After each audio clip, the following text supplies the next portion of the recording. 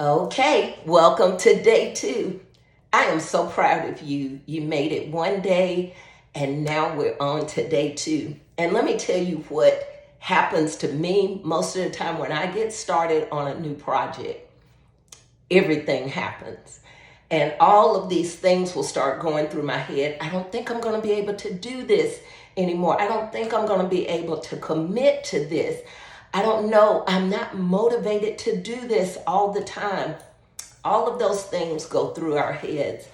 And I just want you to know you're not alone. That's why I wanted you to be a part of this group, because together we get through the hard and we're able to create habits that are going to help us and sustain us for the long haul. So what I have for you today, I have 2 resources, and I decided that I'm not going to do 2 separate posts because I know how valuable your time is. And so I'm going to go ahead and put everything in at the beginning of the day. And that way you're able to consume it as you have time. So the first resource is me talking to you right now. The second, I'm going to have 3 resources for you. The next thing I'm going to do is I'm going to share a short video from the author of one of my favorite books. That book is called Atomic Habits. His name is James Clear. And so I'm going to share that with you. And then the last thing that I'm going to share with you is a time blocking document. And you are able to use that to block off your time. But what I also want you to do for me, in the comments, I'd like for you to rate your day yesterday on a scale of 1 to 5, with 1 being I didn't get anything done. It was difficult, all the way up to 5. I felt very successful. I felt like I can do this again. So I'm looking forward to hearing from. I wanted to share with you a book that I like to read. It's called The Choice is Yours, and it's by John C. Maxwell. He's also another one of my favorite authors. But the section that I read this morning was about commitment, because a lot of times we think that that we've got to have all of this motivation to be able to get our workouts in or to commit to this new lifestyle. And it just takes one step, and doing that one step over and over again, you'll see different ways that you can work it into your day. But I'm going to read just a little bit for you. I'll get it right in a minute. I'm going to read a little bit from this book to you. So it says, you will invest your life in something or you will throw it away on nothing. And here are 7 enemies of commitment. 1, a lifestyle of giving up. 2, a wrong belief that life should be easy. 3, a wrong belief that success is a destination. 4, an attitude of negative thinking. 5, an acceptance of other people's fences. 6, an irrational fear of failure. And 7, a lack of vision. And I love this little clip in this book from Sam Nunn. It says, you have to pay a price. You will find that everything in life exacts a price, and you will have to decide whether the price is worth the prize.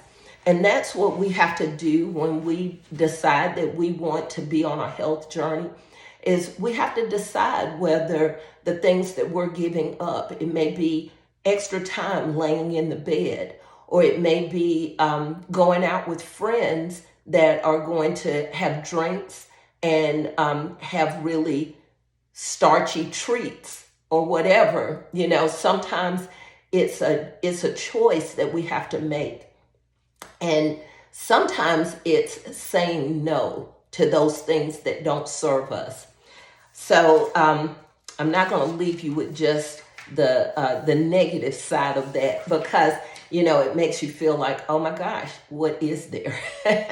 So here are 6 ways that you can develop commitment. First of all, realize it usually begins with a struggle. So it's a struggle to create a new habit, but that's all a part of developing commitment. Second, understand that it has nothing to do with talent or ability. Three, recognize that it's not a matter of conditions, but of choice. Four, start with the little things. Five, settle moral issues before you're confronted. And six, trust God. So I love this. I love this little book, just little snippets that help me to stay on my game and to just stay committed. I like to share this with you. You know, when we were little and we were learning to brush our teeth and to make our beds and stuff, it was hard.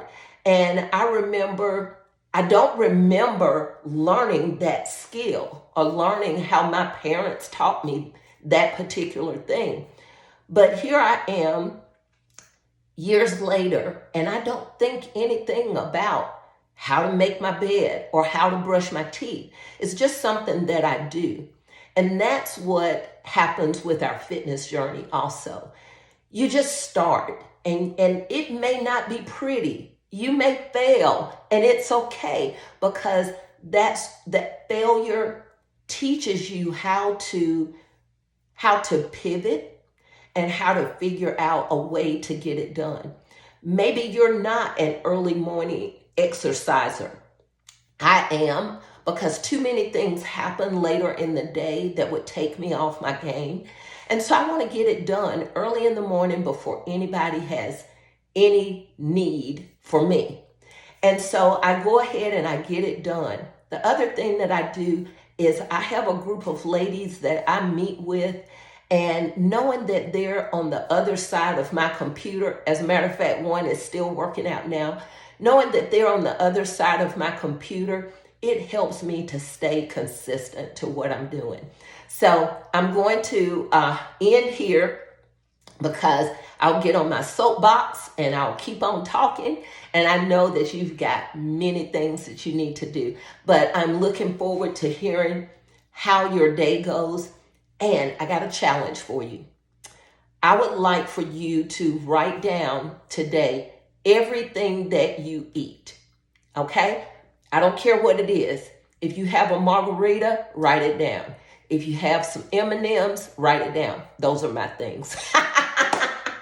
But I want you to write those things down, and we'll talk about it tomorrow. Have a blessed day.